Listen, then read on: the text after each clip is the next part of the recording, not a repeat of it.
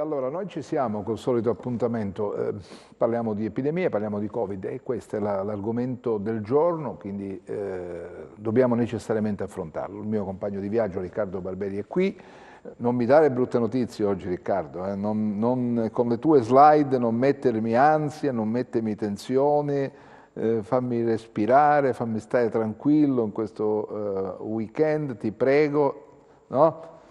Buon pomeriggio. Io non sono qua per mettere ansia, Ecco, sono qua per dare dei dati e i dati non sono confortanti. Mamma mia, ho capito. Quindi Allora vado da Massimo Misiti, deputato e medico, una persona che stimo tantissimo. Oggi sei nella doppia veste, Massimo. Voi dovete fare qualcosa però, Massimo. Dovete fare qualcosa, dovete spingere la Regione Calabria, non basta magari fare l'ordinanza, chiudiamo, facciamo, ho capito, ma le altre cose, far funzionare gli ospedali, devi mettere mano nei trasporti, devi garantire i cittadini che in questo momento hanno necessità di essere sostenuti, penso alle aziende in crisi, penso ai lavoratori, penso alle famiglie in difficoltà. Ecco, anche questo bisogna fare, perché chiudi vuol dire che, quando chiudi vuol dire che non sei forse in grado di garantire altro. Sono perfettamente d'accordo con quello che dici. È difficile discernere il lato tecnico dal lato politico di questo percorso che in questo momento sto affrontando, perché da medico ho un resoconto che mi viene fatto quotidianamente, ad ora, da parte dei colleghi, da politico chiaramente rivesti un altro ruolo e chiaramente devi valutare quello che si può fare e come farlo. Indubbiamente sono due emergenze che viaggiano di pari passo. È risaputo, ne abbiamo parlato, se ne parla sempre, che è l'emergenza economica e l'emergenza sanitaria. Poi la Calabria stiamo cercando di tutelarla, sto cercando di tutelarla anche insieme agli altri colleghi, ed è un'emergenza che ha delle origini che praticamente sono, non dico ancestrali, ma poco ci manca. Però ti chiedo scusa, abbiamo avuto un po' di mesi per organizzarci, no? Abbiamo avuto il vantaggio, avevamo avuto il vantaggio ma non l'abbiamo sfruttato. Assolutamente d'accordo, non solo non l'abbiamo sfruttato, ma c'erano e ci sono le norme che non sono state neanche rispettate. Ci sono stati dei provvedimenti che potevano essere adottati per fare in modo che si potesse fronteggiare in maniera più attenta quello che è questa nuova ondata di contagi ed è stato perso del tempo. È stato perso del tempo, sono state perse, ancora non lo so, però comincio a dire che ci sono state un mancato utilizzo delle giuste risorse economiche che erano state stanziate in tutta Italia e fino a prova contraria la Calabria dovrebbe far parte dell'Italia.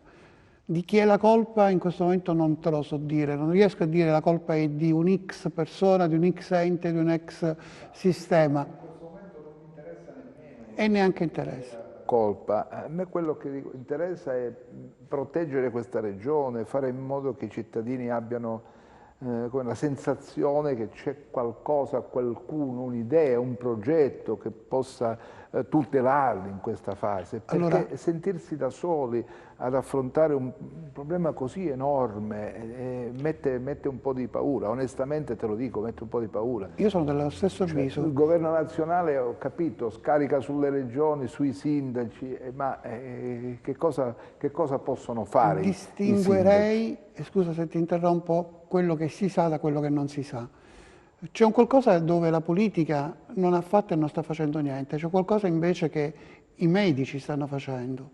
I medici si stanno muovendo perché si sono resi conto che è necessario avere un percorso omogeneo su tutto il territorio, non ci possono avere province e organizzazioni fatte da ordinamenti e decisioni fatte da ogni sindaco o da alcune zone. I medici si sono già riuniti, hanno deciso di fare un comitato tecnico a cui faranno riferimento e faranno capo gli infettivologi e pneumologi della regione, che già hanno già fatto una riunione, ne faranno un'altra la prossima. Questa è una novità, ci stai dando in anteprima. Ti sto dicendo che dovendo dare delle notizie di cose fatte, questo è stato fatto dai medici. I medici che sono la prima linea, gli eroi, gli angeli, dimenticati da un sistema sul quale poi io avrei anche da dire ad alta voce, sono quelli che stanno organizzando per avere un percorso omogeneo, definire quali sono le linee guida, definire quelli che sono i pazienti che devono essere ricoverati e quali sono i dimissibili. Quali sono i dimissibili seguendo delle norme e delle linee guida. E le fanno in maniera autonoma, senza l'apporto della politica che ha le sue colpe. Noi da politici abbiamo le nostre colpe perché non abbiamo sorvegliato quello che bisognava che si facesse. Guarda come è emblematico questo striscione che è apparso ieri a Napoli con una manifestazione molto forte da parte dei cittadini campani. Guardate, distruggete il virus, non il nostro lavoro. Questo è il messaggio che è partito ieri. Noi tra pochissimo dovremmo anche metterci in contatto con il primario del reparto di rianimazione dell'ospedale civile della Annunziata di Cosenza per fare il punto della situazione. Intanto, Riccardo, la prima slide qual è? La prima diapositiva è quella che riguarda la situazione europea, regione per regione. Sostanzialmente è quella del Centro Europeo Controllo e Prevenzione Malattie. Sono riportati i casi positivi di Covid-19 ogni 100.000 abitanti, quindi non sono numeri assoluti, ma sono relativi ai territori, nelle ultime 2 settimane, d'accordo? Ora, vedete che la situazione, ovviamente i colori scuri sono quelli più pericolosi, ormai la scala è arrivata a maggiore di 240 ogni 100.000 abitanti di casi riportati. Le scale, i colori sono sempre gli stessi, ma le scale cambiano da settimana a settimana. La settimana scorsa la scala era la metà. D'accordo? Ora abbiamo il massimo a più di 240. Vedete che l'Italia non è tra le peggiori situazioni europee e comunque vedremo dalle altre diapositive in peggioramento. La Calabria ha perso il suo famoso bollino verde, è passata ormai alla fascia tra 20 e 59 e 60 casi per 100.000 abitanti. E quindi che possiamo dire? Sembra che l'Italia sostanzialmente stia seguendo, e forse troppo velocemente, il trend che era stato aperto dalla Spagna e dalla Francia, e che la Calabria sia un po' indietro anche rispetto a questo, ma stia seguendo la stessa tendenza. A occhio direi che l'Italia è indietro di 1 a 2 settimane rispetto al resto dell'Europa. 2 settimane ottimisticamente, 1 settimana realisticamente, e che la Calabria è indietro rispetto all'Italia di un'altra settimana, ma le tendenze... Quindi abbiamo 3 settimane, diciamo. 2 settimane. Intanto siamo in collegamento con il dottor Pino Pasqua. Grazie, dottore, l'abbiamo sottratta al suo lavoro in questo momento molto delicato. Siamo ansiosi di sapere qual è attualmente, ripeto, scusate la ripetizione, la situazione che sta vivendo il reparto e l'intero ospedale dell'Annunziata. Grazie per l'invito. Niente, tutto sommato è una situazione abbastanza tranquilla, perché i posti, diciamo, utilizzati anche in terapia intensiva sono solo 3 i ricoveri presenti in terapia intensiva, grazie a Dio. Penso sia un pochino in eccesso invece quello che è l'utilizzo dei posti in malattia infettiva, cioè lì noi abbiamo un po' di sofferenza, è lì che dobbiamo e stiamo ampliando i posti.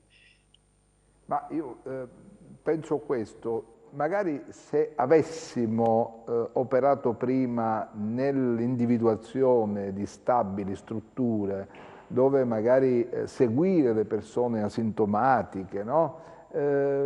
Attraverso le USCA che stanno lavorando splendidamente, c'è da dirlo, pur avendo un flusso di richieste di intervento notevole, magari anche il reparto di malattie infettive risulterebbe così meno affollato, no? Questa è una mia idea, parlo da profano della materia. Io penso che sia opportuno un'integrazione notevole tra territorio e ospedale.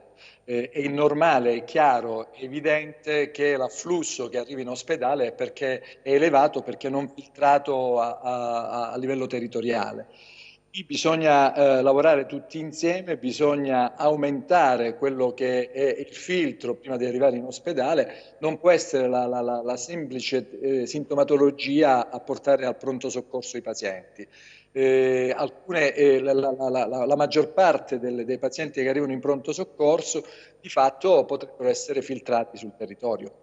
Ecco, chiedo a Massimo Misiti, in qualità di medico, prima di deputato, si poteva immaginare, ipotizzare un percorso di questo genere? Cioè individuare sì. queste strutture, come hanno fatto il mese di marzo in Emilia, come hanno fatto in Veneto, come hanno fatto in Lombardia. Noi abbiamo avuto 3-4 mesi di tempo per poterlo fare, ma nessuno ci ha pensato. Allora, io devo contraddire il tuo, hanno lavorato semplicemente, meravigliosamente. No, per quello che possono sulle fare, USCA. sono in pochi. Le USCA sono state deliberate con un atto aziendale del 20 aprile di quest'anno e dovevano essere 11 e dovevano essere un'USCA con 4 medici, 2 infermieri e dovevano essere operative.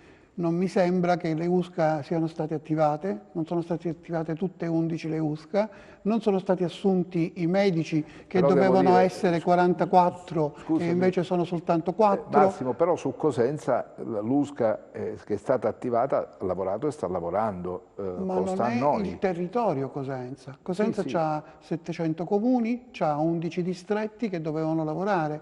L'afflusso che in questo momento sta subendo l'ospedale, come dice giustamente il dottor Pasqua, è legato alla mancanza di filtro che non può essere sopperito da una tenda triage che deve fronteggiare un qualcosa che diventerà ancora più tumultuoso da qui a breve, quando avremo i primi raffreddori, quando avremo i bambini che escono da scuola e avranno il moccio dal naso e quindi i genitori si preoccuperanno e bisognava assolutamente fronteggiare con l'istituzione deliberata il 20 di aprile che non è mai stata resa esecutiva. Bisognava avere il coraggio di creare le USCA che operassero. La necessità di un territorio che arrivi all'ospedale, cioè l'obiettivo non è fare in modo che il dottor Pasqua abbia il reparto pieno, ma fare in modo che il dottor Pasqua non abbia pazienti in ospedale e questo non lo si può assicurare se tu non gli dai i mezzi per lavorare bene, perché se alla fine il paziente arriva già con necessità di terapia intensiva, chiaramente abbiamo fallito.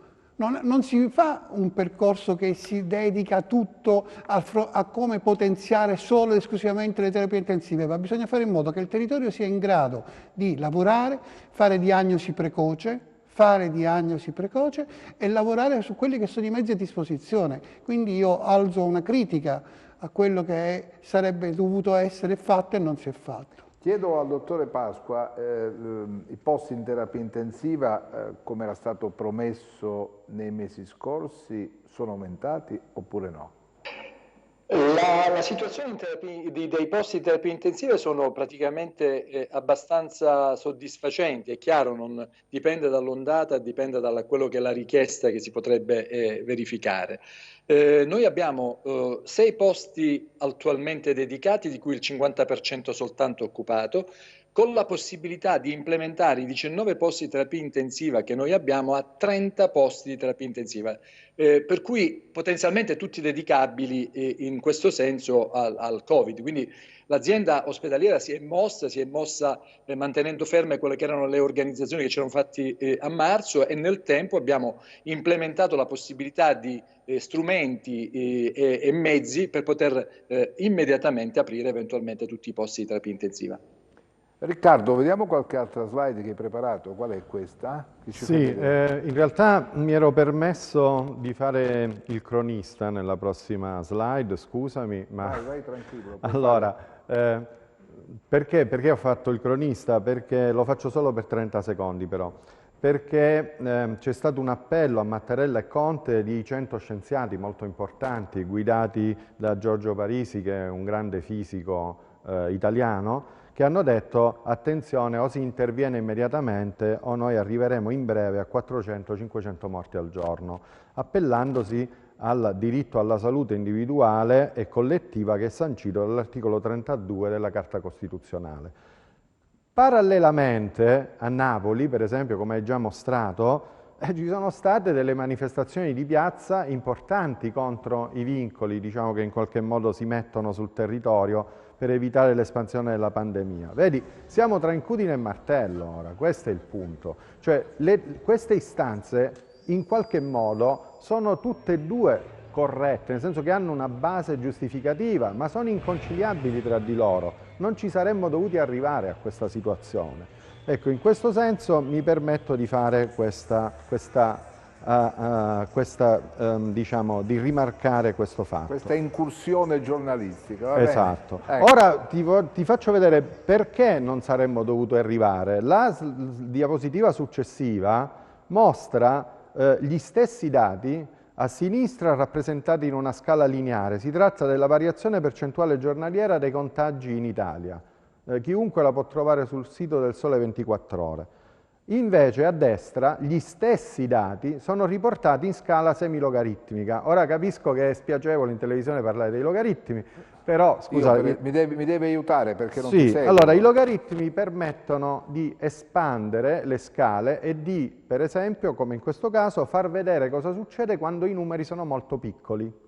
Allora, mentre nella scala lineare, a cui si è affidata moltissimo anche la comunicazione, sembra che non sia successo nulla sostanzialmente dal mese, da metà maggio fino fino agosto, metà settembre, nella scala semilogaritmica è evidentissimo che intorno a luglio, all'inizio di luglio, fine giugno, si è invertita la tendenza, cioè mentre avevamo una decrescita di percentuale di contagi in Italia, quindi l'epidemia stava in qualche modo diminuendo, improvvisamente è cominciata una crescita. Questa crescita, i risultati che vediamo oggi, sono quelli che sono cominciati il 1° luglio. Ora non è possibile che facciamo finta di non sapere che qualcuno può leggere questi dati in maniera corretta e non è possibile che in qualche modo noi oggi paghiamo anche le prese di posizione di chi a luglio diceva i numeri sono così bassi che sostanzialmente il pericolo è passato in tante forme.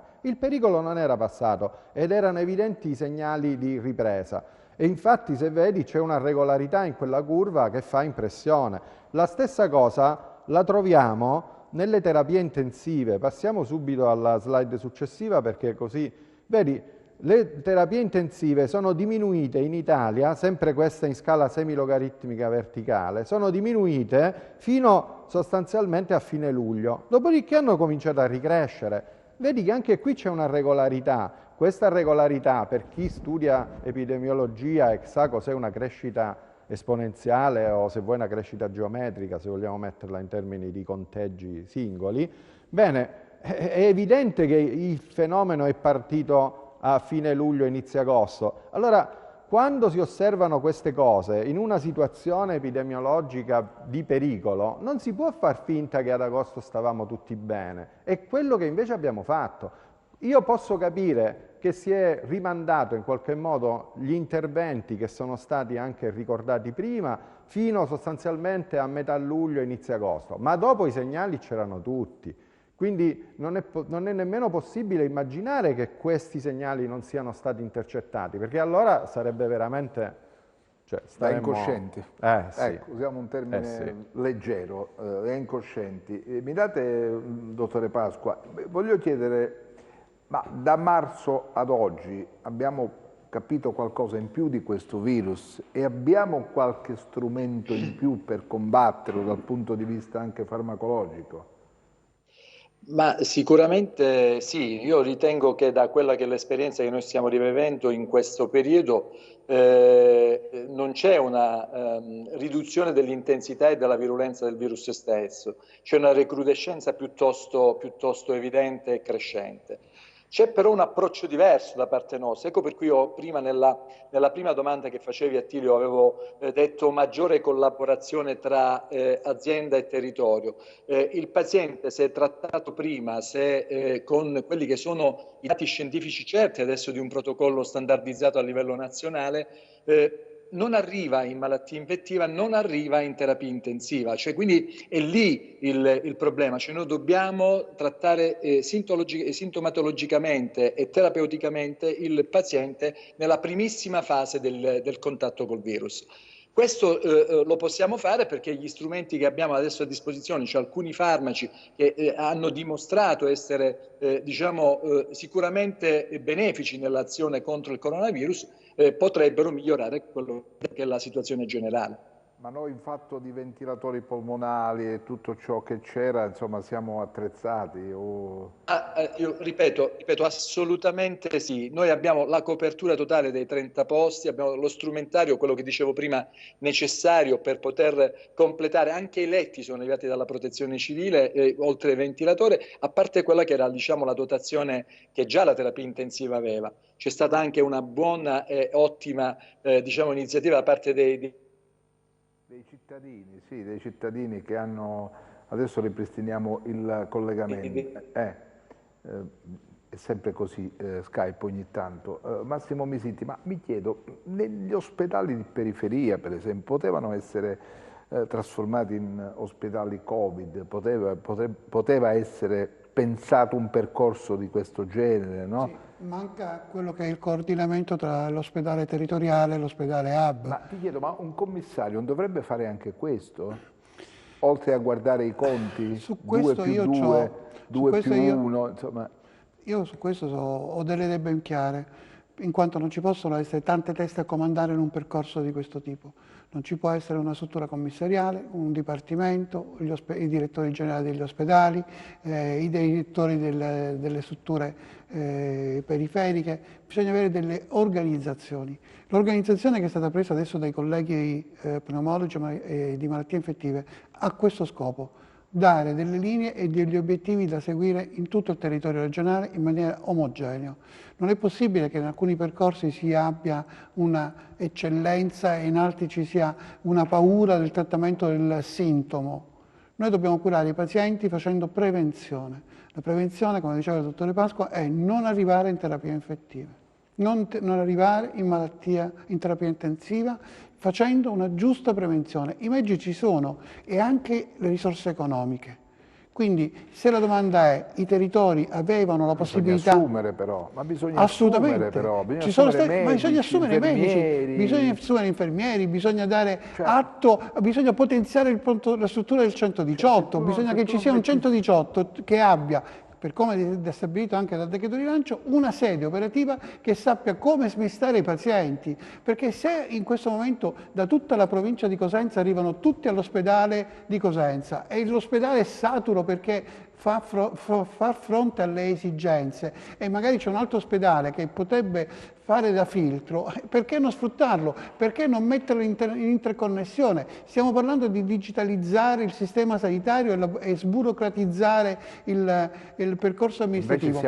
Stiamo diventando peggio perché ancora stiamo col telefonino a vedere chi ti risponde, magari mentre c'è un addome acuto, mentre c'è un altro tipo di emergenza. Noi stiamo rischiando di trascurare quelle che sono le emergenze che ci sono di già e non sono soltanto emergenza Covid. Io penso, per esempio, qui chiamo ancora in causa Pino Pasqua, si trova magari richieste di ricoveri che arrivano da tutta la provincia. Parliamo di una provincia che ha 750.000 abitanti, insomma, voglio dire, è complicato dare risposte a tutti, ma cosa può fare da solo un reparto se viene affogato dalle giuste istanze dei cittadini? Bisognava decentrare, preparare, essere pronti, mettere sul territorio, cioè dire a Cetraro faccio X, non so, a Monte Giordano faccio Y, a Scalea recupero qualcosa, insomma, se no così diventa difficile. Dottore Pasqua.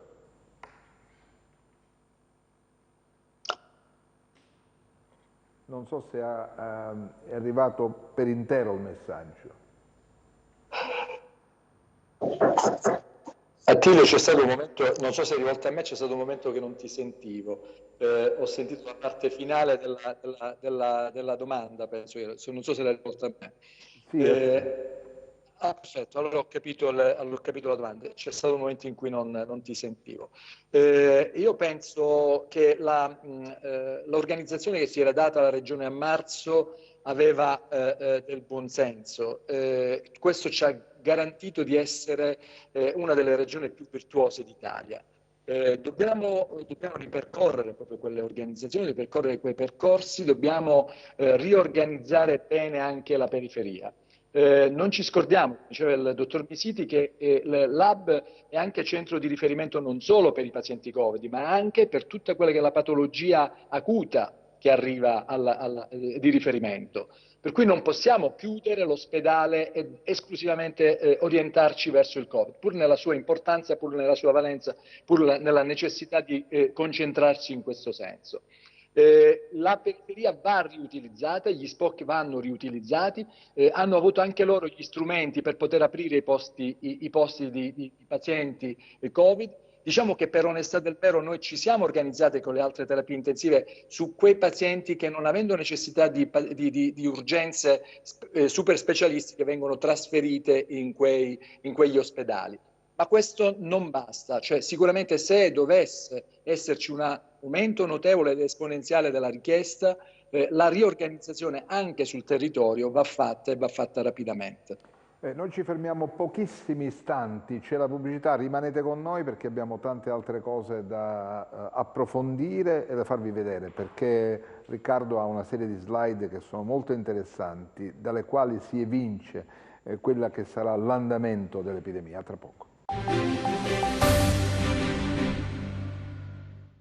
Allora, eccoci tornati in studio. Riccardo, hai qualche slide così iniziamo subito l'altra... Intanto volevo collegarmi all'ultimo intervento che c'è stato. Del dottore Pasqua? Sì, del dottore Pasqua, perché se posso permettermi, i territori possono essere divisi da un punto di vista epidemiologico per il Covid in 3 livelli, diciamo, di pericolosità.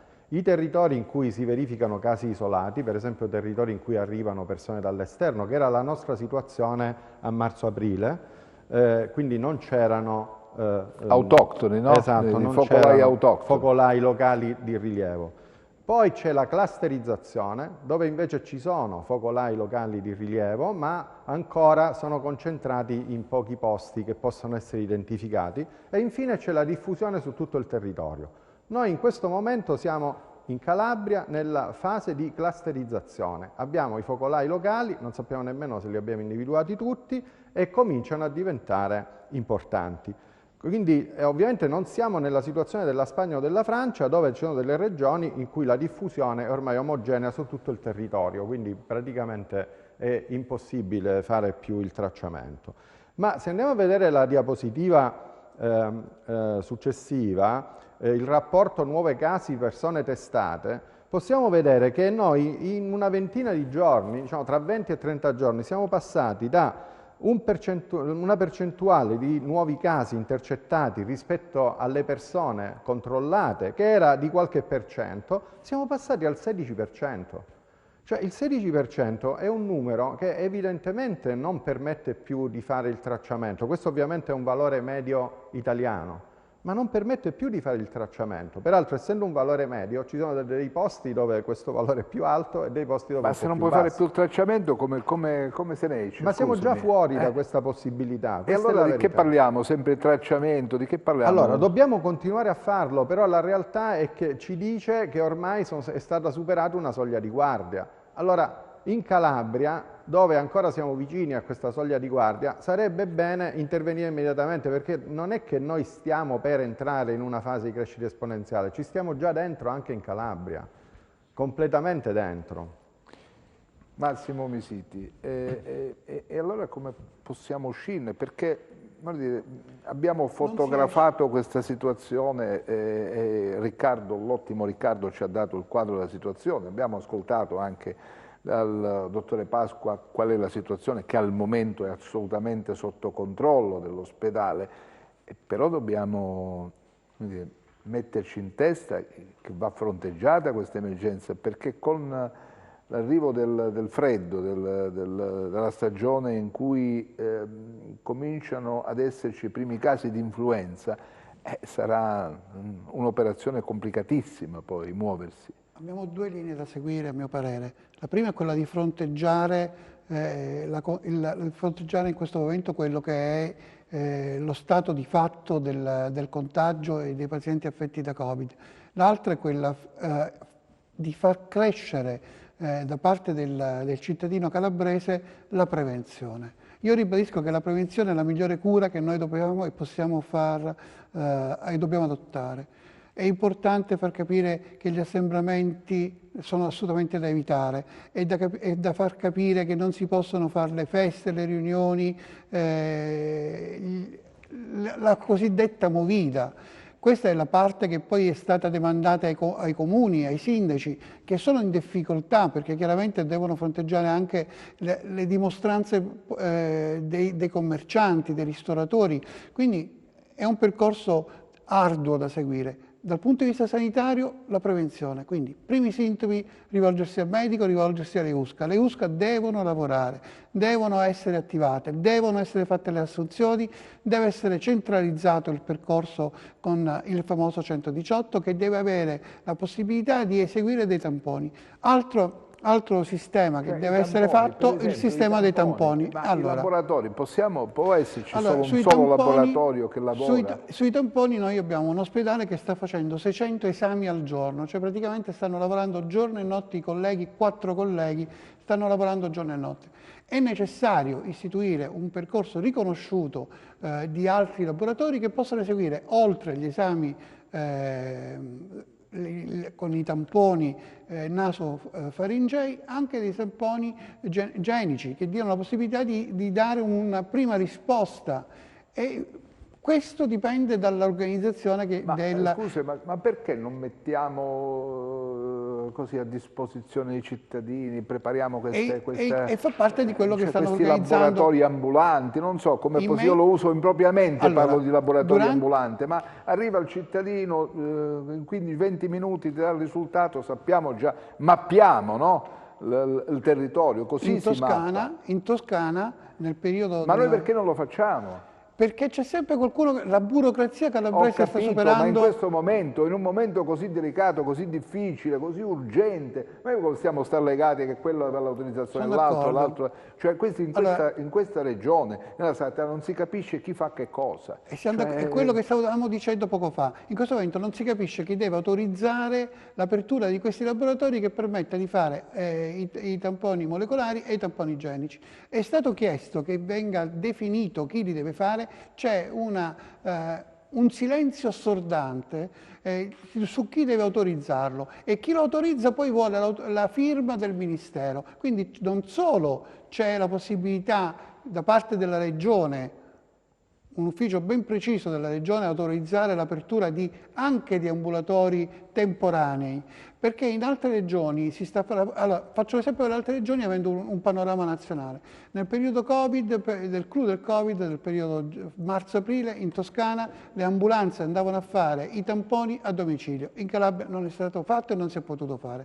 Transeat. Ma adesso si potrebbero fare le aperture tanto per dirne, nella provincia di Cosenza un paio di ambulatori sul Tirreno, un paio sullo Ionio che facciano dei tamponi igienici che poi eventualmente devono avere la conferma da parte del tampone, della struttura che è autorizzata dal Ministero, in questo momento è solo l'ospedale, di fare i molecolari. In provincia di Reggio è la stessa cosa, sono stati chiesti che si aprissero oltre al Guillermin e all'ospedale GOM degli altri 2 strutture. C'è stata un'assurda manovra fatta da alcuni sindaci della Ionica dicendo che all'Ocri avrebbero aperto queste strutture. Sì. Ma noi non dobbiamo favorire soltanto la struttura privata, c'è prima la pubblica che deve lavorare, deve fare fronte alle esigenze dei territori e dopo eventualmente a completamento c'è la possibilità di aprire altre strutture. Ho parlato con uno dei dirigenti poche ore fa, mi ha detto io sono disposto ad aprire a Polissena e all'Ocri. La stessa cosa a Catanzaro,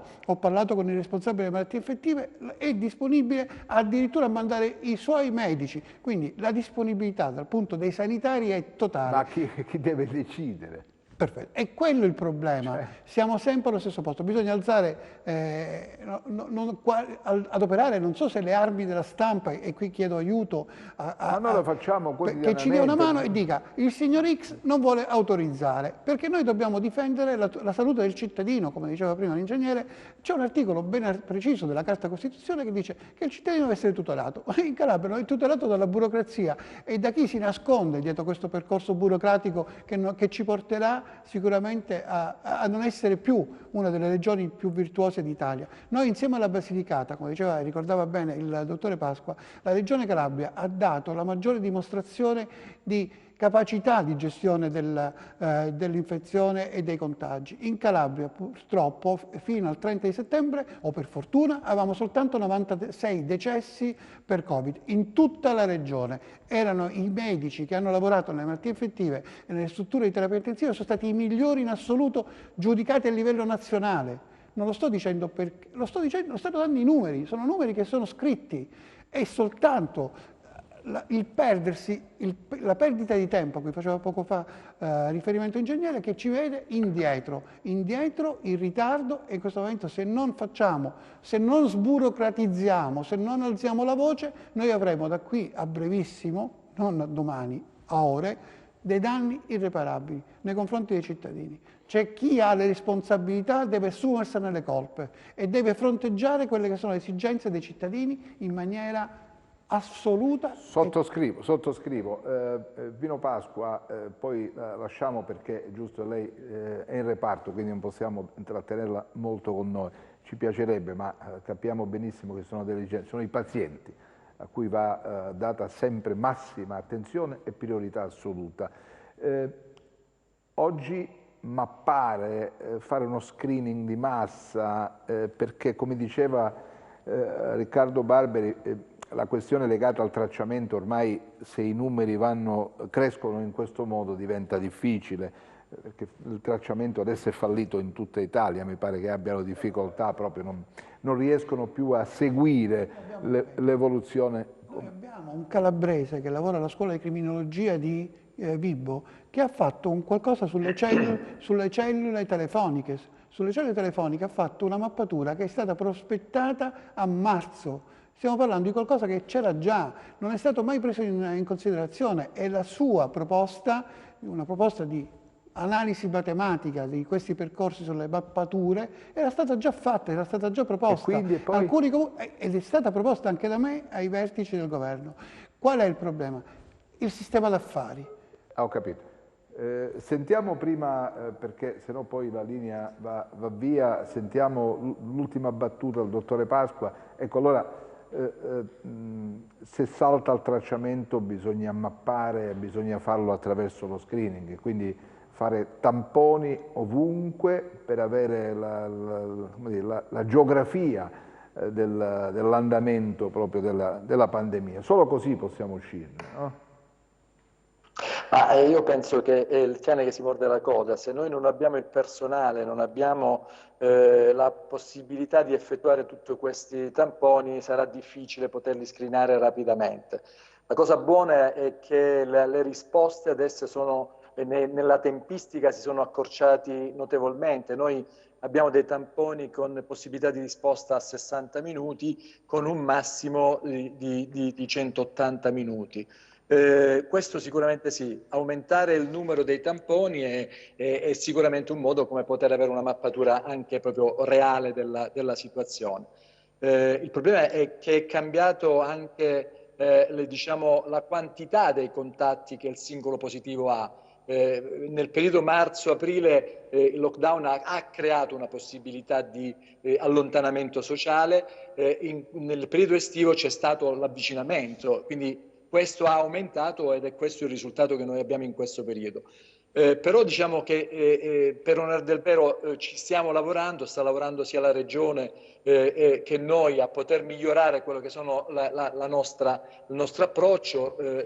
La nostra azienda è sta seguendo quotidianamente con l'unità di crisi il problema. Penso e ritengo di essere ottimista a tal riguardo. Un'ultima domanda, ma la virulenza del Covid-19 rispetto ai mesi di marzo è la stessa? È cambiata? È virata ed è assolutamente uguale, cioè in effetti i danni, se tu arrivi nella fase terminale del problema, i danni che riesci a provocare sono simili. L'alterazione a livello polmonare arriva ad essere anche dell'80-85% di parenchima polmonare non buono. Quindi ritorno indietro nella mia affermazione, quello che dicevo prima, Noi non dobbiamo fare in modo che i pazienti non arrivino in terapia intensiva. Questo lo si può fare soltanto se c'è una maggiore collaborazione, c'è un maggiore screening, una maggiore osservazione dei pazienti nella fase iniziale del problema stesso. Andare avanti nei giorni del problema porta inevitabilmente il paziente in rianimazione con quelle che sono totalmente tutte le alterazioni multiorganiche che noi vediamo non appena il paziente arriva in terapia intensiva. Grazie dottor Pasqua, buon lavoro, continuiamo la trasmissione, è stato come al solito gentilissimo, buon proseguimento. Riccardo, hai pronto un'altra slide? Le crescite in Italia dei ricoveri e delle terapie intensive, perché queste sono delle cose che prescindono anche dall'interpretazione di cos'è un contagio, eccetera. Allora, si può vedere bene che i ricoveri, ho tracciato solo i periodi da fine giugno, dal 30 giugno in poi, fino ad oggi, si può vedere bene che i ricoveri stanno crescendo in maniera molto preoccupante. Il periodo di raddoppio è ora di 8 giorni, cioè in 8 giorni siamo passati da 6.000 ricoveri nell'ospedale a 12.000 negli ospedali italiani, in 8 giorni. Mentre la settimana scorsa il periodo di raddoppio, che era già preoccupante, era di 12 giorni. Quindi non c'è solo una crescita veloce, ma una crescita che diventa sempre più veloce. La stessa cosa la ritroviamo nelle terapie intensive. Se andiamo alla diapositiva successiva, in Italia le terapie intensive sono raddoppiate anch'esse in 8 giorni, sono passate da 500 a 1000, anzi ora sono un po' più di 1000, io ho evidenziato 500 e 1000 perché è più facile, sono dei numeri più facili da leggere. Peraltro l'Istituto Superiore di Sanità ci dice che ormai il 15% delle terapie intensive disponibili in Italia è occupato da pazienti Covid-19. Ora uno potrebbe dire, beh, allora ci resta l'85%, non è così, perché le terapie intensive non servono solo per il Covid. Quindi in realtà 15% delle terapie intensive totali corrispondono ormai ottimisticamente a un terzo, diciamo, di quelle che abbiamo disponibili per il Covid, ovviamente sopprimendo alcune tipi di assistenza che si fanno normalmente, cioè riducendoli un po', oppure, se vogliamo interpretarle in maniera pessimistica, corrispondono a un po' meno della metà. Senti, se io fossi un negazionista, quale argomento utilizzeresti per convincermi di stare attento? Ma guarda, è difficile convincere le persone che non guardano i dati ma che pensano con un pregiudizio. I pregiudizi non si riescono a sollevare se non c'è un approccio critico di pensiero. Quindi non so cosa potrei dire guarda le cifre, ma la risposta di un vero negazionista è queste cifre sono inventate. Quindi non c'è una grande... Quindi te le sei inventate queste? Ovviamente no, anzi io ritengo che queste cifre purtroppo siano anche un po' più basse di quello che è veramente il fenomeno, perché sappiamo che è difficile intercettare gli asintomatici, i contagi si diffondono molto. Io una cosa che vorrei dire a tutti, diciamo, è che attenzione, i contatti tra le persone si traducono in una certa percentuale in contagi, non c'è nulla da fare. Se vogliamo ridurre i contagi, dobbiamo ridurre i contatti. Ora, se vogliamo ridurre i contatti senza fermare l'economia, che poi anche l'economia è quel motore che ci permette di tenere in piedi la sanità, quindi non è che possiamo fare delle scelte, dobbiamo tenere in piedi un po' tutto. Ecco, allora i contatti in questo momento, per come è la situazione, la responsabilità sta quasi più al cittadino, cioè alla singola persona che deve evitare di mettersi in situazioni in cui stacca in qualche modo il famoso biglietto della lotteria in cui può essere contagiato. Non bisogna farlo, bisogna ridurre queste occasioni al massimo. Ci sono alcune cose che non possiamo fare in questo periodo e vabbè, dobbiamo accontentarci di quello che riusciamo a fare in sicurezza, in tranquillità.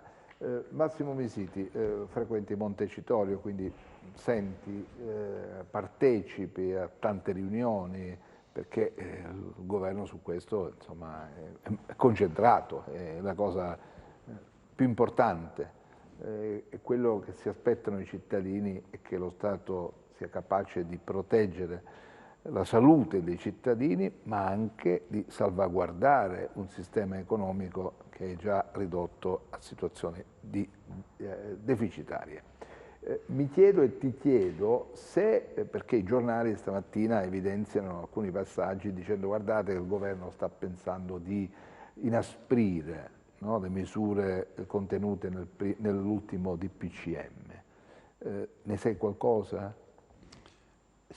Quello che so è che la prossima settimana probabilmente il tavolo tecnico suggerirà al Primo Ministro, al Presidente Conte di valutare quelli che sono i risultati e probabilmente ci sarà un inasprimento con un periodo di coprifuoco che inizierà non più a mezzanotte, però sarà anticipato di qualche ora. È in un momento di valutazione. Fino a ieri... Sono due scuole di pensiero, una alle 21 e l'altra alle 18. All'altra alle 18. Ora, qual è il fondamentale in questo periodo? Il tracollo economico di alcuni dei ristoratori, dei bar, degli alberghi, che sono quelli delle società dei matrimoni, delle organizzazioni dei matrimoni, che sono quelle che hanno subito in questo momento il danno economico maggiore. Però noi dobbiamo metterle in condizioni di avere un ristoro per quello che è possibile, senza esagerazione. Indubbiamente il danno economico è il danno che poi fa perdere la dignità all'essere umano. Ed è indubbio che chi non lavora, chi non produce, chi non guadagna, non può fare andare avanti la propria famiglia e si vede disperato. Dall'altra parte c'è da considerare quella che è l'esigenza di buona salute, di salute, come preservare la salute dei propri familiari e dei concittadini. Sono dei percorsi paralleli difficili da far seguire in maniera parallela, perché da qualche parte qualcosa bisogna perdere, ma tra perdere la 10 euro e perdere la vita, io penso che a questo punto uno fa il sacrificio e si accontenta di perdere la 10 euro. Il problema è quando non sono più le 10 euro, quando si tratta di aziende costrette a chiudere perché non riescono ad alimentare e a dare lavoro, quando finiranno i fondi della cassa integrazione, quando finiranno i fondi per il ristoro di tutte le strutture che in questo momento hanno richiesto un aiuto. Però devo dire che c'è anche molta disonestà, non si può pretendere o chiedere un sostentamento economico da parte di chi ha da parte la possibilità di alimentare e far andare avanti dignitosamente la propria vita. Non ci possono concedere dei ristori e dei sostentamenti a chi ha la possibilità. Non si può esagerare. Tutto c'è un limite. Lo hanno fatto anche alcuni deputati, lo hanno fatto i consiglieri regionali, non è solo i deputati, ma ci sono avvocati che hanno delle parcelle che non finiscono più, che hanno chiesto la sovvenzione di 600 euro. Io ti dico che anche dei medici, liberi professionisti hanno avuto il sostentamento da parte dell'ENPAM e molti di loro li hanno rifiutati. I medici, che in questo momento c'è una grossa diatriba, e mi ricollego a quello che avevo detto prima, di come mai in questo momento i medici, i cosiddetti angeli, i cosiddetti eroi sono quelli che stanno pagando in prima persona, non solo dal punto di vista sanitario e di esposizione al contagio, ma anche legale, perché ci sono degli studi legali che sono usciti non molto tempo fa. Se tu pensi di avere avuto un danno da questa emergenza Covid, denuncia, non pagherai niente della denuncia, e i colleghi di Milano, della Lombardia, stanno subendo delle denunce per strage. Allora, cominci a difenderti. Se io devo rischiare la vita, metto a repentaglio la mia famiglia e devo essere denunciato per strage perché c'è qualcuno che ci specula su, chiaramente diventi ostile nei confronti di chi viene da te per un'emergenza. Riccardo. Sì, se andiamo avanti vediamo di collocare un po' meglio la situazione calabrese. Sì, però ti chiedo scusa, ma andiamo un piccolo passaggio pubblicitario e torniamo tra pochissimo. Bene. Allora, torniamo in studio. Riccardo, andiamo con la questione calabrese.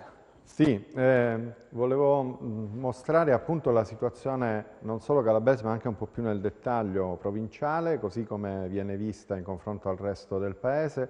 La diapositiva di riferimento per cominciare è questa. Vedi che sono riportati nuovi casi ogni 100.000 abitanti in media mobile a 7 giorni, che vuol dire che sono valutati non sul singolo giorno perché ci sono delle fluttuazioni, ma appunto su un periodo di 7 giorni.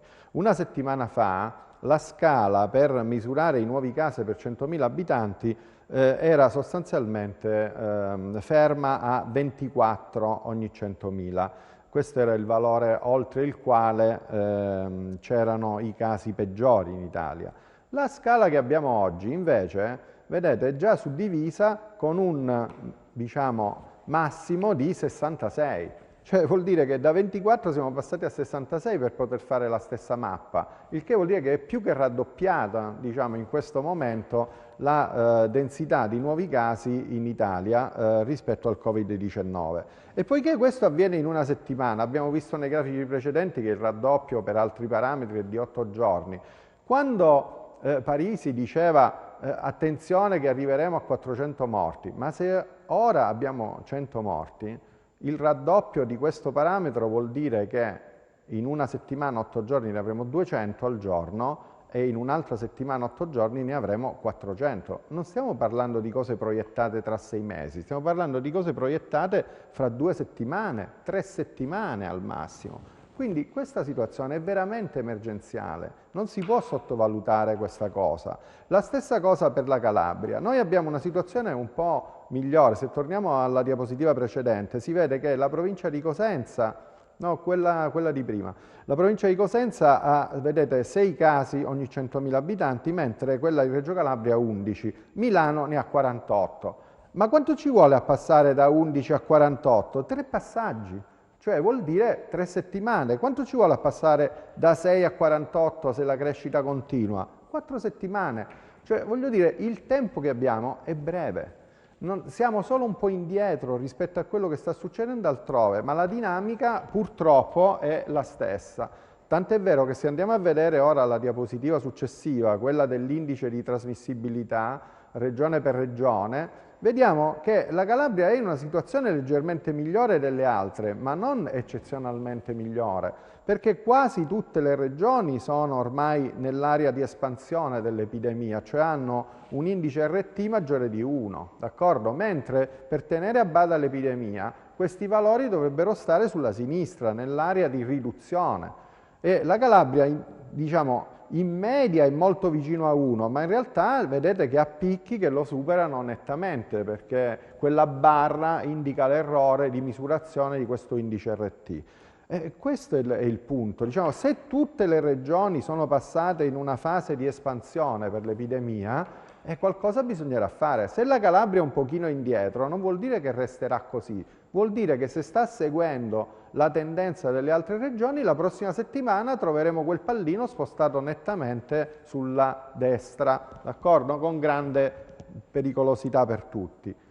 Possiamo andare a quella successiva ancora, perché è quella diapositiva che stiamo mostrando da un paio di settimane, è un po' complicata, però è molto importante. È un quadro in cui noi possiamo sistemare le varie regioni in base alla pericolosità della situazione di contagio. In particolare sull'asse verticale abbiamo l'incremento percentuale dei casi nell'ultima settimana. Ovviamente più si sta in alto, più questo incremento è veloce. Vedete che la Calabria, che era abbastanza in basso un paio di settimane fa, sta salendo lungo quest'asse, quindi la velocità di propagazione del contagio sta aumentando.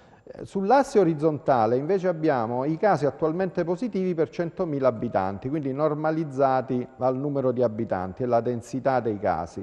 E vedete che la Calabria per fortuna sta ancora sulla sinistra, quindi con relativamente pochi casi, ma molte regioni, diverse regioni si sono spostate invece sulla destra. E l'Italia in media è quel puntino rosso che sta al centro dei 4 quadranti. Abbiamo già detto che il quadrante rosso è quello di massimo pericolo, dovremmo portarci nel quadrante verde che è quello di minimo pericolo, ma la realtà è che gli spostamenti che stiamo osservando in queste settimane sono verso l'alto e verso destra, cioè sono gli spostamenti pericolosi per tutti. Hai qualche altra slide? Sì. Sì, se vogliamo avevamo parlato dei tamponi, possiamo andare a vedere cosa è successo in Calabria nell'ultima settimana. Il numero di tamponi è aumentato un po', abbiamo una media un po' superiore a 2.500 ora al giorno di tamponi che vengono eseguiti. Rispetto alla crescita dei numeri, questa crescita del numero di tamponi è troppo lenta. perché appunto se vogliamo mantenere una capacità di tracciabilità dobbiamo rimanere in basse percentuali tra il numero di tamponi eseguiti e il numero invece di tamponi positivi, o meglio il contrario, tamponi positivi su tamponi eseguiti. Questa percentuale dovrebbe rimanere sotto il 5%, è già salita sopra il 5% in Calabria e possiamo riportarla giù in questo momento in due modi. Uno, rallentando la velocità dei contagi con le regole, diciamo, di sicurezza. Due, aumentando il numero dei tamponi, che è cosa in questo momento imprescindibile, altrimenti si perde il controllo completamente del tracciamento. Se vuoi che continuo, abbiamo le due slide che fanno la sintesi della situazione in Calabria. Vedete che i ricoveri ormai sono un po' più della metà di quelli che abbiamo avuto in marzo-aprile. Avevamo un picco di ricoveri normali a 183 persone, con altre 23 che si aggiungono quelle alle 183 in terapia intensiva. Ora ne abbiamo 100 in questo momento ricoverate nei reparti di infettologia e 9 in terapia intensiva. Non va bene questa situazione, perché vedete che la crescita è molto rapida. Se guardiamo la curva blu nella parte destra, negli ultimi giorni si è impennata completamente questa cosa. I ricoveri stanno aumentando a una velocità che sicuramente non è gestibile. Poiché la crescita è esponenziale, se dovesse continuare così, tra una settimana quel numero sarà a 200, cioè avremmo superato il picco di marzo-aprile. Quindi attenzione a dire abbiamo il 50% dei posti occupati. Per passare dal 50 al 100% basta una settimana con una crescita di questo tipo. Il grafico successivo è quello completamente sintetico sulla situazione calabrese. Visto che ci troviamo, lo guardiamo un attimo. Allora, il 23 ottobre noi abbiamo 1695 positivi in totale. Vedete che le curve sono veramente rapidissime. Quelle dell'ultima settimana sono sulla destra del grafico, sono molto molto rapide. Abbiamo avuto un incremento di 791 casi in una settimana.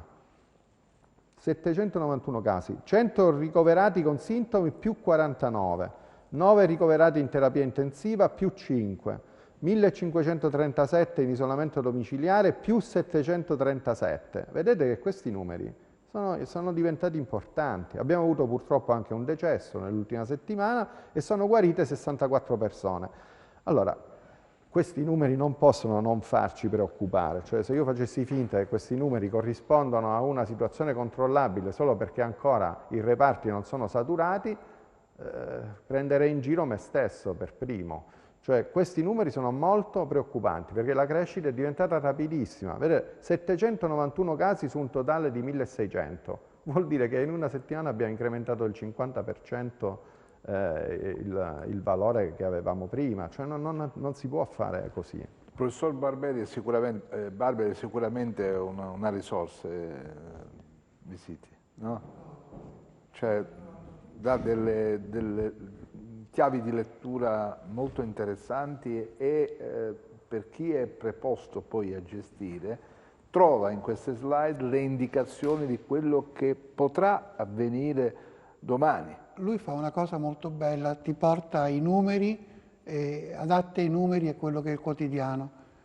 Io penso che la scienza, la matematica non possa non essere basata sui numeri e di conseguenza tutto il percorso dei numeri deve essere tenuto assolutamente in conto.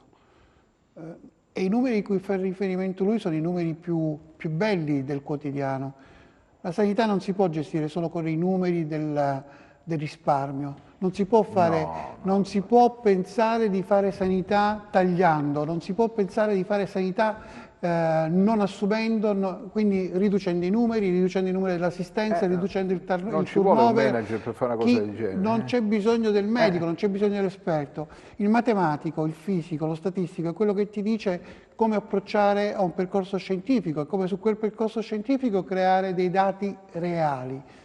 L'ortopedia, branca alla quale sono molto legato, si basa sui numeri, sulle statistiche, sulle percentuali, sulle curve di carico, le curve di forza. Quindi quando sento parlare di affidabilità, attendibilità, noi dobbiamo assolutamente tener conto delle indicazioni, dei suggerimenti che sono basilari per una crescita in questa regione come in tutta Italia. Posso chiederti da cittadino un impegno che assumi davanti alle telecamere, cioè di capire che cosa succede in questa regione per quanto riguarda la possibilità di autorizzare operazioni di tamponamento, un termine bruttissimo, ma rende l'idea a tutti quei cittadini che hanno esigenza di verificare se sono stati colpiti dal virus oppure no. È possibile arrivare a una soluzione di questo tipo? Io sono ben lieto di prendere degli impegni di fronte a delle telecamere e di dare dei numeri che siano dei numeri attendibili, ma non giusto per far prendere aria ai denti, ma per essere concreti. E nell'ambito della concretezza quello che vorrei fare da qui a una settimana, se ci riusciamo, cercare di avere più laboratori che facciano test, più laboratori che non badano soltanto a dire abbiamo fatto 100 tamponi in più, ma che diano la possibilità di tracciare, mappare e dare risposte ai cittadini calabresi. E questo nello spazio temporale di una settimana spero di essere concretamente attivo. Grazie all'onorevole Massimo Misiti. Riccardo, noi abbiamo fatto il nostro. Posso darti l'ultima diapositiva? Come no? Dimmi. Perché mostra la situazione a Cosenza e Reggio Calabria, sempre dal 1° luglio in poi, il numero di contagi totali nel tempo. Mostra anche come a Reggio Calabria la velocità di crescita si sia impennata in maniera tale da avere superato di slancio i numeri anche della provincia di Cosenza, che pure è più numerosa. Questi non sono numeri normalizzati alla popolazione, sono numeri assoluti. Quindi vedete com'è facile che le cose scappino dalle mani. Non ho messo le altre province perché per fortuna sono tutte più basse. Però questo confronto ci dice cosa sta succedendo nelle province più popolose che abbiamo in Calabria e ci dice come questo fenomeno può essere pericoloso nella sua crescita. Cioè Reggio Calabria è passata in pochissimo tempo da 400-500 contagi a 1228, esattamente aveva, guardate, lo guardo qua, 500 contagi ai primi di ottobre, verso il 4-5 ottobre. E ora, siamo 20 giorni dopo, ne abbiamo 1228. Bisogna stare attenti. La crescita esponenziale, noi l'abbiamo detto nella prima puntata di queste trasmissioni, la crescita esponenziale non è una crescita che ci fa capire intuitivamente quanto diventano grandi i numeri. I numeri diventano grandi molto velocemente. Quindi non si possono fare le fotografie istantanee, bisogna guardare queste tendenze e stare molto attenti. A Reggio, per esempio, hanno più che raddoppiato, qui c'è una crescita, non lo so, del 100, ora non mi fate dire numeri che poi sbaglio, però è maggiore del 100% questa crescita in 20 giorni. Riccardo, qui dobbiamo capire che succede per esempio a Reggio, che succede a Cosenza, perché sono le due province che hanno fatto registrare nell'ultima settimana un'impennata che necessita di essere ben studiata, ecco. Quindi c'è bisogno anche di... Perché sono le province che più somigliano agli altri territori, diciamo, come possiamo dire, più urbanizzati del resto d'Italia e del resto d'Europa. Sono le zone più urbanizzate che abbiamo in Calabria e quindi pagano questo prezzo dell'urbanizzazione e delle attività che ci sono e quindi del fatto che la probabilità di avere contatti tra persone diverse a Reggio e a Cosenza è più alta che a Vibo, è abbastanza evidente. Bene, chiudiamo qui, grazie a Massimo Misiti per essere stato con noi. Grazie a te, grazie a voi. Riccardo, con te ci vediamo sabato prossimo, speriamo di raccontare cose diverse, insomma che il virus si è bloccato, che torniamo a sorridere e abbracciarci, mi piacerebbe molto, no? Il futuro lo costruiamo noi, con quello che facciamo. Ti svegli di no, dopo un incubo ti svegli, il giorno dici, meno male, era un incubo, non era vita reale, non era la realtà, era solo frutto della fantasia. Ce lo auguriamo, speriamo. Intanto noi dobbiamo sempre raccontarvi le cose così, come sono, senza edulcorarle e senza far finta di nulla, ma i numeri sono la spia migliore per capire cosa ci sta accadendo e come dobbiamo affrontare la realtà, ma sono numeri che devono essere letti da chi governa e gestisce la sanità in questa regione, che non può più perdere tempo e non può far finta di nulla dicendo vabbè, ma noi siamo a Calabria, i numeri in realtà sono poca cosa. Non è così, perché 1.950.000 abitanti con quei contagi sono oltre il campanello d'allarme, vanno oltre il campanello d'allarme. Vi lascio con Filippo Verti, arrivederci. Allora, noi stiamo assistendo in questi giorni agli interventi di comuni e regioni, alle dichiarazioni di piccoli lockdown o di zone rosse. Ne abbiamo avute e ne abbiamo anche qua nella nostra Calabria. La fiducia nel contesto che ci circonda è indirizzata solo e solamente nella misura in cui noi rispettiamo le cose che ci vengono dette. Le cose che noi possiamo fare sono sempre le stesse, sono sempre più facili, se volete. Mantenere il distanziamento sociale nei momenti in cui ci sono assembramenti, ovviamente, quindi 1 metro, 1,5 metri, anche 2 metri, la pulizia delle mani, quindi il lavaggio spesso e continuo delle mani, e soprattutto l'uso della mascherina, che sta suscitando anche delle stupide discussioni a proposito di una presunta dittatura sanitaria che ci sarebbe nel nostro paese, che francamente io non vedo. Noi ci ritroviamo di fronte a delle contraddizioni, è evidente che ci ritroviamo di fronte a delle contraddizioni. Perché io non posso perché rischio giocando a calcetto e invece non rischio se mando mio figlio a scuola? Faccio semplicemente questo esempio semplicissimo per capire che noi ci troviamo di fronte a contraddizioni che sono dottate dalla pandemia, che sono dettate anche dalla impossibilità della scienza e quindi del comitato che assiste il governo, le regioni e i comuni a darci delle risposte. Potremmo dire, o anche un'altra cosa strana, perché devo avere dei limiti ad invitare delle persone a casa e invece mi tocca viaggiare tutti i giorni su mezzi di trasporto che sto a contatto gomito a gomito con le persone, se non peggio. Sono delle contraddizioni e con queste contraddizioni noi dobbiamo vivere. Arrivata ad ottobre, questa è la conclusione del ragionamento, arrivata a fine ottobre, noi ci aspettavamo che il contagio fosse stato maneggiato un po' meglio da noi e anche da chi ci governa. Da noi e anche da chi ci governa. Purtroppo però ci troviamo in una situazione che non è di questo tipo. Ci troviamo di fronte a fine ottobre in una situazione che è assai pesante. Bisogna continuare a vivere nella certezza che gli altri possano darci una mano, ma anche nella consapevolezza piena che bisogna rispettare regole e bisogna rispettare indicazioni.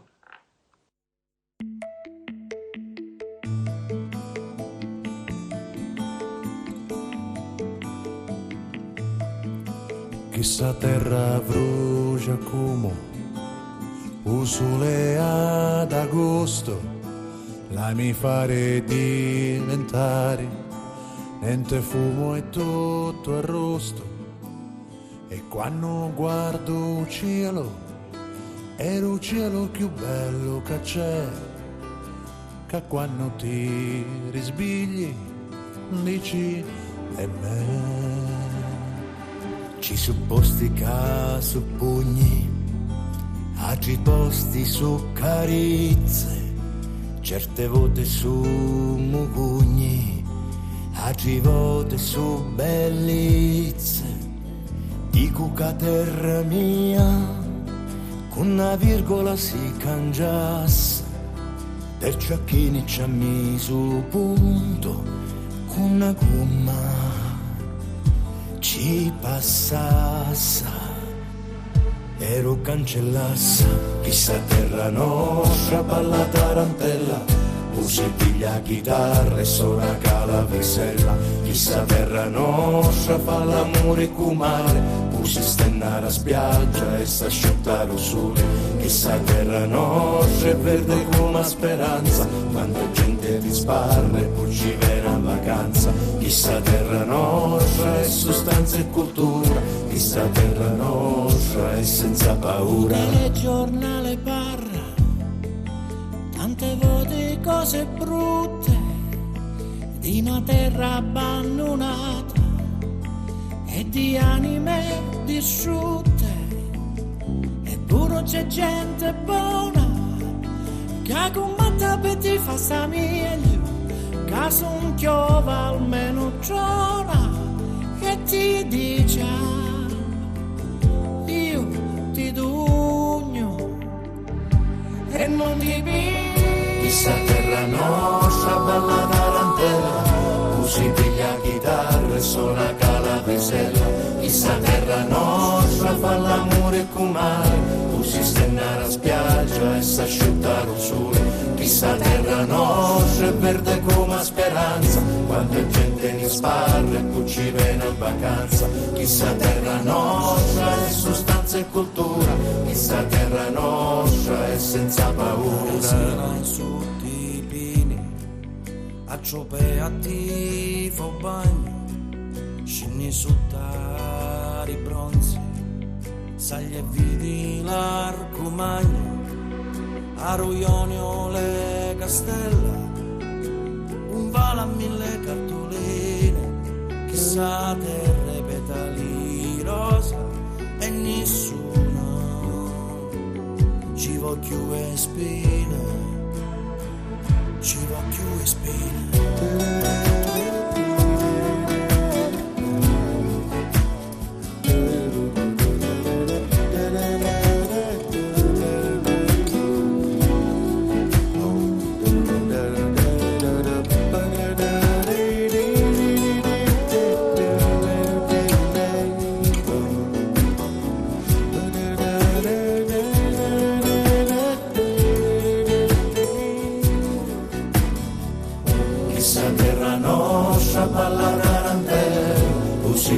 Chitarra e suona calavrisella, chissà terra nostra fa l'amore in mare, poi si stenna a spiaggia e s'asciutta lo sole, chissà terra nostra è verde come speranza, quanta gente ne sparra e poi ci viene in vacanza, e quando cielo è il più bello che c'è, ma quando ti risbigli dici e me.